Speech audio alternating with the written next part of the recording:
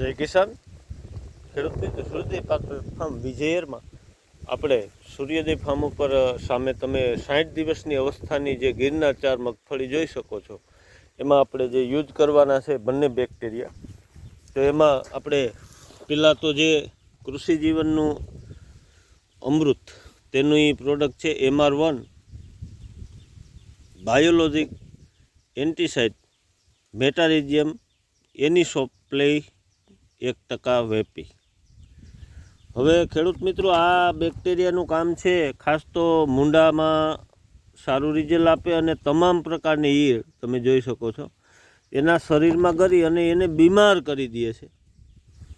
તો જેથી કરી અને ઉત્તમ રિઝલ્ટ મળે છે અને એનું આપણે દ્રાવણ એને આપણે સક્રિય કરી અને પડામાં દેવા એની માટે હું ખેડૂતોને વાત કરું છું કે આપણે 2.5 વીઘે 1 કિલોનું આનું પ્રમાણ છે અને સામે 2.5 વીઘે 1 સબલું આ દેશી ખાતર જે સડેલું છે ઠંડુ ખાતર એ આપણે એક તગારું લીધું છે અને સામે 2.5 વીઘે 500 ગ્રામ આ ગોળનું પ્રવાહી તમે જોઈ શકો છો. આપણે આનું હવે મિશ્રણ બનાવશું.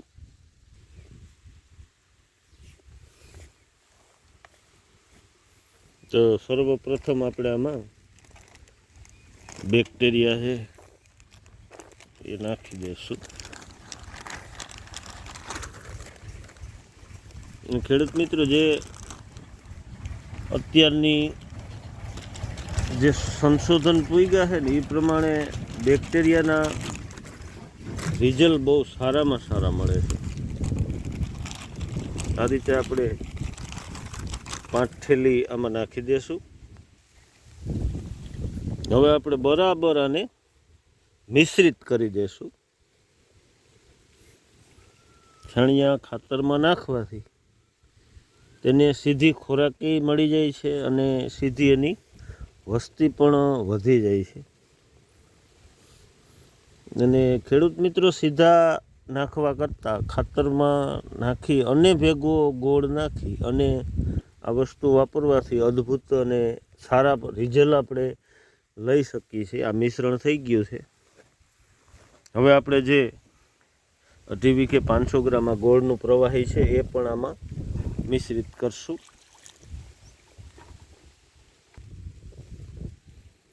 અઢી વીઘે 1 તગારું છાણિયું આપણે ખાતર અને 500 ગ્રામ ગોળ આ બંને લેવાથી ઉત્તમ સારામાં સારા ડેવલપ બેક્ટેરિયા થઈ જાય છે. હવે એને આપણે મિશ્ર કરશું.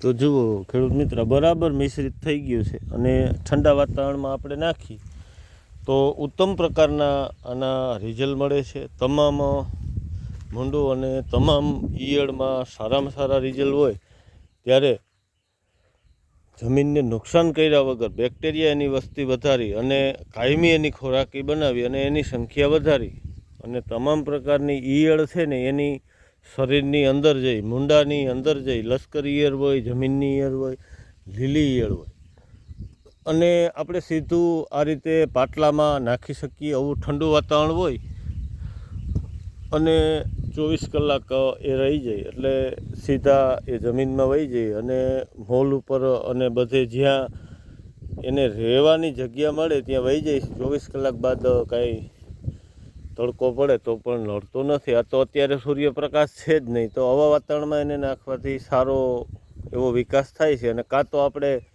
સાંજના સમયે નાખવાથી, જેથી 12 કલાક ઠંડુ વાતાવરણ હોય તો અને એમાંય ખાતર અને ગોળ ભેગું નાખવાથી તો એ મળતા જ નથી, સીધા સક્રિય જ થાય. તો ખેડૂત મિત્રોને એવી વિનંતી આ તકે કે બેક્ટેરિયા વાપરવાનો 60 દીનો સમય હોય અને મૂંડાનો અટેક પણ આ જ ટાઈમે આવતો હોય તો આપણે ફૂગના બેક્ટેરિયા પણ એના ભેગા નાખી દેવાથી એની વસ્તી પણ એટલી થઈ જાય કે ફૂગ આવવાને ટાઈમે ફૂગ આવી જ ન શકે અને અગાઉ આપણું પ્રોટેક્શન થઈ જાય. તો ખેડૂત મિત્રોને ખાસ ભલામણ કે જરૂર અપનાવવું. જય હિન્દ, જય કિસાન.